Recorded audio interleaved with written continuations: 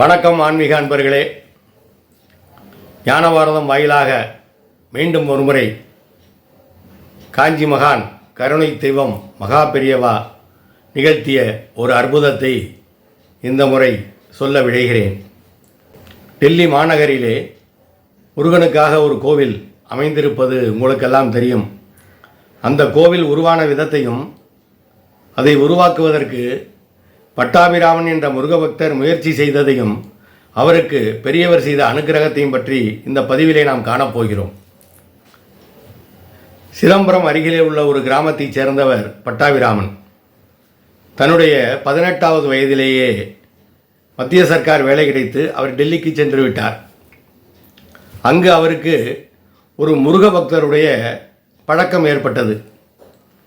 அந்த முருகபக்தர் இந்த பட்டாபிராமனை தன்னுடைய சொந்த சகோதரர் போலவே நினைத்தார். பட்டாபிராமனுக்கும் முருகபக்தி அதிகம். எனவே அவ்வப்போது அங்கே கந்தர் சஷ்டி விழா எல்லாம் கொண்டாடி கொண்டிருந்தார்கள். அப்படி கந்தர் சஷ்டி விழாவை தொடர்ந்து நடத்தி கொண்டிருந்த காலத்திலே பட்டாபிராமனுக்கும் அவருடைய நண்பரான அந்த முருகபக்தருக்கும் இன்னும் மற்ற முருகபக்தர்களுக்கும் ஒரு எண்ணம் ஏற்பட்டது. இந்த டெல்லியிலும் நம்முடைய முருகனுக்கு ஒரு கோவில் கட்ட வேண்டும் என்று அவர்கள் ஆசைப்பட்டார்கள். அதற்கு முதற்கட்டமாக கந்தர் சஷ்டி விழாவை தொடர்ந்து நடத்த தொடங்கிவிட்டார்கள். முதலில் ஒரு நாள் விழாவாக ஆரம்பித்த அந்த கந்தர் சஷ்டி விழா கொண்டாட்டம் அதற்கு பிறகு 7 நாள் விழாவாக மாறி பெரிய கொண்டாட்டமாக மாறியது.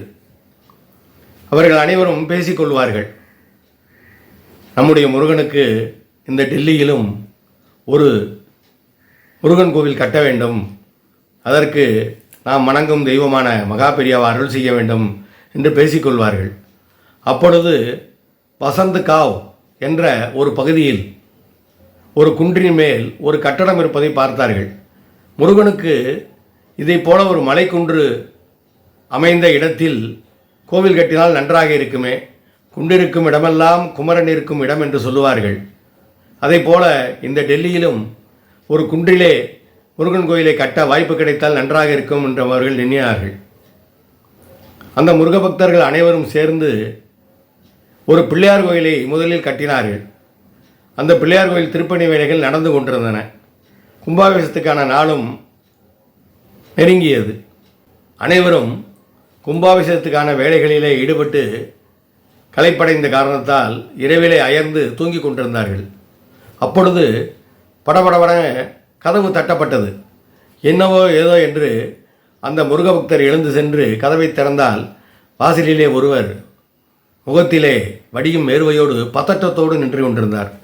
யார் நீங்கள், என்ன வேணும் என்று முருகபக்தர் அவரிடம் கேட்டார்.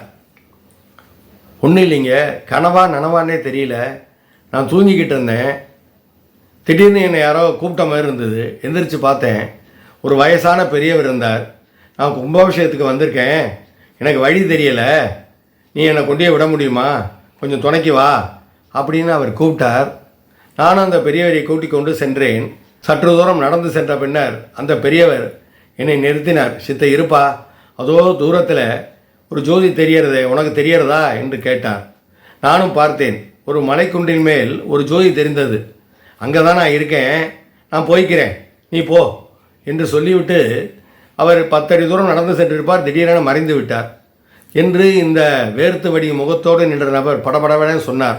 எனக்கு இது கனவா நனவான்னு புரியலிங்க, ஏதோ உங்ககிட்ட வந்து சொல்லணும்னு தோணித்து, ஏன்னா நீங்கள் ஏதோ பிள்ளையார் கோயில் கட்டி கும்பாபிஷேகம் பண்ணுற ஏற்பாடு பண்ணிட்டு இருக்கீங்கன்னு தெரியும், அதான் அந்த பெரியவர் உங்களை பார்க்க வந்தவராக இருக்குமோன்னு சந்தேகத்தில் தான் உங்கள்கிட்ட வந்து சொல்கிறேன் என்று அந்த நபர் சொன்னார். சரி சரி, பதட்டப்படாதீங்க, படுத்து தூங்குங்க, காலையில் போய் அந்த இடத்த பார்ப்போம் என்று அந்த முருகபக்தர் சொல்லிவிட்டு அனைவரும் படுக்க சென்று விட்டார்கள். மறுநாள் காலையில் பிள்ளையார் கோயில் கும்பாபிஷேகத்துக்காக கும்பகோணத்திலிருந்து வந்திருந்த கிருஷ்ணமூர்த்தி கணபாடிகள் என்பவரை கூப்பிட்டு அவரிடம் இந்த விஷயத்தை சொன்னார்கள். உடனே அவர், அப்படியா, அந்த மலைக்குன்றுக்கு போய் நம்ம உடனே ஒரு பூஜையை பண்ணுவோவா, பிள்ளையார் கோயில் கட்டியிருக்கோம், அதனால் முருகனுடைய ஆசீர்வாதமாக இருக்கலாம், நீங்களும் முருகன் கோயில் கட்டணுங்கிறீங்க, வாங்க போகலான்னு சொல்லிட்டு விறுவிறுன்னு எல்லாருமா கிளம்பி அந்த மலை மேலே போனாங்க. மலை மேலே போய் பார்த்தா ஒரு இடத்த சுத்தம் பண்ணுறாங்க. அந்த இடம் முருகன் கோயில் கட்டுற மாதிரி நல்ல பெருசாக விஸ்தாரமாக இருக்குது. அந்த இடத்த சுத்தம் பண்ணிவிட்டு ஒரு பூஜை போடுறதுக்கு ஏற்பாடு பண்ணுறாங்க. திடீரென ஏகப்பட்ட மயில்கள் வந்து கூவ ஆரம்பித்து விட்டன. அவர்களுக்கு அது ஒரு நல்ல சகுனமாக தோன்றியது. அப்பொழுது ஒரு பசு கஷ்டப்பட்டு எப்படி மலையேறி வந்ததென்றே தெரியவில்லை, வந்து அந்த பூஜை நடக்கும் இடத்திலே வந்து நின்றது. ஒரு முகூர்த்த நேரத்திலே பூஜை நடந்தது. அந்த பசு அங்கே இருந்தது. அந்த பசுவுக்கு அந்த கணபாடிகள் வாழைப்படத்தை கொடுத்துவிட்டு, அம்பாலே நேராக வந்துட்டா, இது நல்ல சகுனம், சீக்கிரமாக கோயில் கட்டிடலாம், கவலைப்படாதேள் என்று சொல்லிவிட்டு பிள்ளையார் கோயில் கும்பாபிஷேகத்தை முடித்துவிட்டு அவர் ஊருக்கு சென்று விட்டார். அவர் ஊருக்கு சென்ற பின்னர் காஞ்சிபுரம் சென்று மகா பெரியவரிடம் இந்த விஷயத்தை எல்லாம் சொன்னார். பெரியவர் அதை கேட்டதும் அனுக்கிரகம் செய்ய முடிவு செய்து விட்டார். பிள்ளையார் கோயில் கட்டியாச்சோன்னோ, கவலையே படாத, முருகன் கோயில் கட்டலாம், தப்பு இல்லை, சீக்கிரமாக ஆரம்பிங்க என்று அவர் கணவாடிகளிடம் சொன்னார். அதற்கு பிறகு காரியங்கள் எல்லாம் விறுவிறு நடைபெறத் தொடங்கிவிட்டன. அந்த பட்டாபிராமன் மாமா, முருக பக்தர் மற்றும் அவருடைய நண்பர்கள் எல்லோரும் சேர்ந்து முருகன் கோயில் கட்டுவதற்கான அந்த இடத்தை ரெஜிஸ்டர் செய்தார்கள். அதன் பிறகு காஞ்சிபுரம் வந்து மகா பெரியவரை பார்த்து தரிசனம் செய்தார்கள். பெரியவர் அவர்களிடம் கேட்டார், நீ சுவாமிமலை முருகனை மாதிரி தானே கோயில் கட்டணும்னு ஆசைப்பட்ட, கவலையப்படாத, டெல்லிக்கு போகிறதுக்கு முன்னால் சுவாமிமலை முருகனை போய் தரிசனம் பண்ணிவிட்டு அப்புறமா போ என்று சொன்னதும் அவர்களும் பெரியவரை வணங்கிவிட்டு சுவாமிமலை முருகன் கோயிலுக்கு சென்றார்கள். அங்கு வந்து அவர்களிடம் பணம் அதிகம் இல்லாத காரணத்தால் ஒரு அர்ச்சனையை மட்டும் செய்ய சொல்லிவிட்டு காத்து கொண்டு நின்றார்கள். அப்பொழுது சுவாமிக்கு அர்ச்சனை செய்து கொண்டிருந்த அந்த அர்ச்சகர் இவர்களுக்கு பின்னால் நின்ற யாரையோ பார்த்து வணக்கம் சொன்னார். இவர்கள் திரும்பி பார்த்தால் நல்ல ஆஜானுபாகமான உருவத்தோடு காவி வேஷ்டி எல்லாம் கட்டிக்கொண்டு உத்திராட்ச மாலை போட்டிக்கொண்டு சிவச்சின்னங்களை தரித்து கொண்டு ரொம்ப பக்தி பழமாக 2 பெரியவர்கள் அங்கே நின்றார்கள். அதை பார்த்து இவர்களும் அவர்களுக்கு வணக்கம் சொன்னார்கள். இவங்க என்ன சொல்கிறாங்க என்று அர்ச்சகரிடம் அவர் கேட்டார்.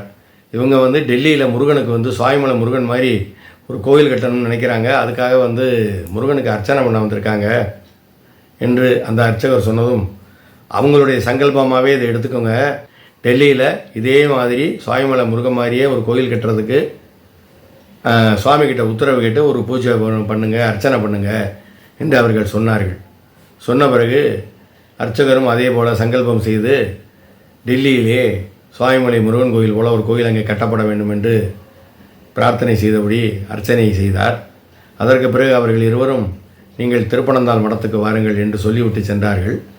அங்கே சென்றவர் தான் தெரிந்தது அந்த இருவருமே திருப்பனந்தாள் மடத்தினுடைய மடாதிபதிகள் என்று. அவர்கள் அனைவருக்குமே மிகவும் சந்தோஷம் ஏற்பட்டது, ஆச்சரியமாகவும் இருந்தது. மகா பெரியவர் இதனால் தான் இங்கே போச்சொன்னார் போல் இருக்கிறது என்று நினைத்து கொண்டார்கள். அந்த பெரியவர்கள் இருவரும் ஒரு பத்திரத்தை இவர்களிடம் கொடுத்தார்கள். அது என்னவென்று புரியாமல் வாங்கி கொண்ட அந்த பட்டாபிரான் மற்றும் முருக பக்தர்கள் அந்த பெரியவர்களை பார்த்தார்கள்.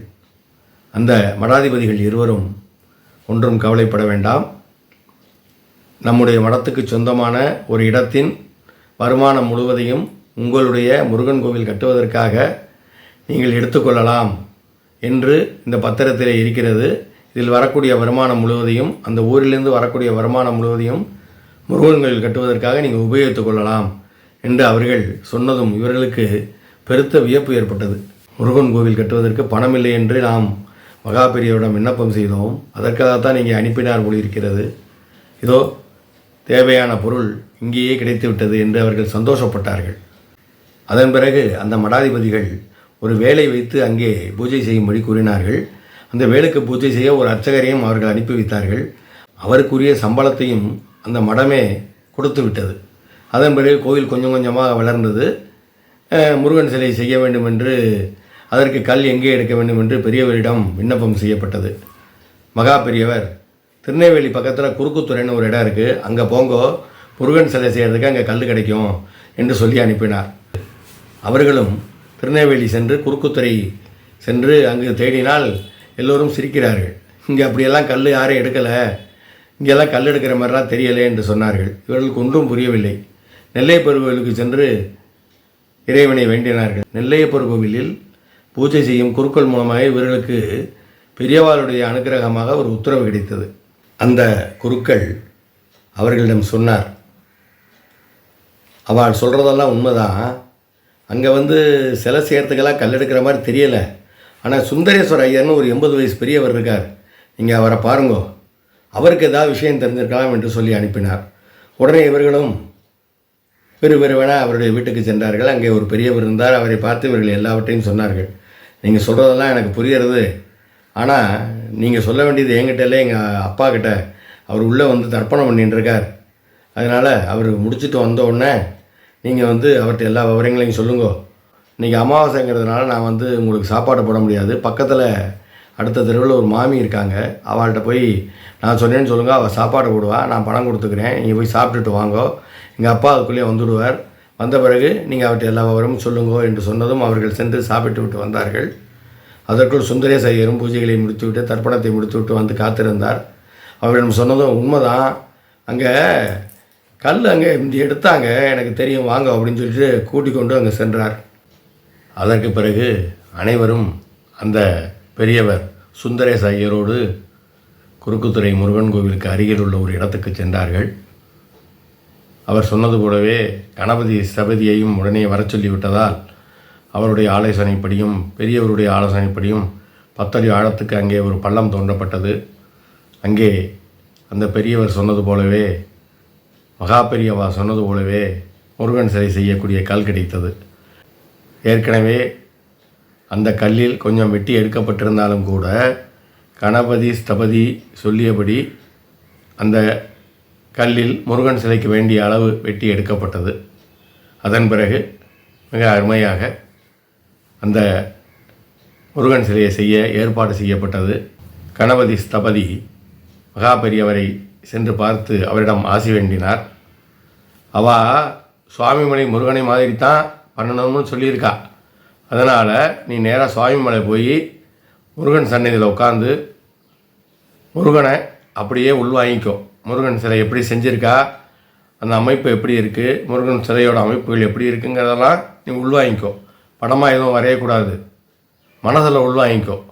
அப்படியே பண்ணி கொடுக்கணும், சரியா என்று சொன்னதும் ஸ்தபதி சுவாமிமலைக்கு சென்று 3 நாட்கள் சந்நிதியிலேயே அமர்ந்து முருகனுடைய சிலையை கொஞ்சம் கொஞ்சமாக உள்வாங்கி கொண்டார். முருகன் சிலை எப்படி அமைக்கப்பட்டிருக்கிறது, அந்த உருவம் எப்படி இருக்கிறது என்பதையெல்லாம் மனசிலே உள்வாங்கி கொண்டு அதன் பிறகு வந்து சிலையை மிக அருமையாக செய்து முடித்தார். மகா பெரியவருடைய பார்வைக்கு அந்த சுவாமிமலை முருகன் சிலை போல டெல்லி முருகன் சிலை எடுத்து வரப்பட்டது. அதை பார்த்த மகா பெரியவர் மிகவும் மகிழ்ந்து தன் கைகளால் அதை தடவி தடவி கொடுத்தார். அவர் கைகளால் அதை அனுக்கிரகம் செய்தார் என்று பிறகு சொல்லப்பட்டது. அம்மா, சுவாமிமலை முருகன் கழுத்தில் உத்திராட்ச மாலை போட்டிருக்குமே, நீ அதே மாதிரி மணிமணியாக போட்டிருக்கிற மாதிரி நீ இதில் செஞ்சுருக்க இல்லையா? யாருக்குமே சுவாமிமலை முருகன் சிலை தான் எடுத்துக்கொண்டு அங்கே வச்சுட்டான்னு சந்தேகம் வராது இல்லையா என்று அழகாக புன்முறுவல் பூத்தார். அதன் பிறகு மகா பெரியவருடைய அனுக்கிரகத்தோடு ஆசீர்வாதத்தோடு அந்த முருகன் சிலை டெல்லிக்கு கொண்டு செல்லப்பட்டு அந்த கோவிலிலே நிர்மாணம் செய்யப்பட்டது. இப்படியாக மகா பெரியவருடைய அளப்பரிய அனுக்கிரகத்தாலும் ஆசீர்வாதத்தாலும் டெல்லியிலே அமைந்துள்ள உத்தர சுவாமிமலை இன்று புகழ்பெற்று விளங்குகிறது. தன்னுடைய பக்தரான பட்டாபிராமனுக்காக மகா பெரியவர் எவ்வளவு அனுக்கிரகம் செய்தார் பார்த்தீர்களா? இப்படித்தான் எதை எங்கே எப்போது செய்ய வேண்டும் என்பது இந்த நடமாடும் தெய்வத்துக்கு தெரியாதா? இதே போல பல்வேறு விதமான அற்புதமான நிகழ்வுகள் மகா பெரியவா நிகழ்த்தி இருக்கிறார். அவற்றை ஒவ்வொன்றாக இந்த ஞானபாரதம் யூடியூப் சேனலிலே பதிவிடுகிறேன்.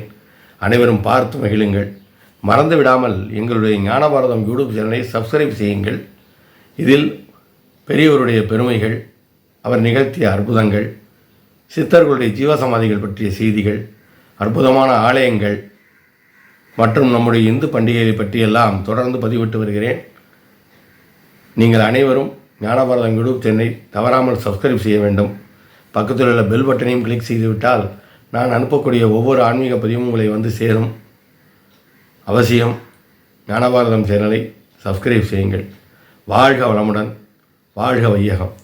ஜெய ஜெய சங்கர, ஹரஹர சங்கர.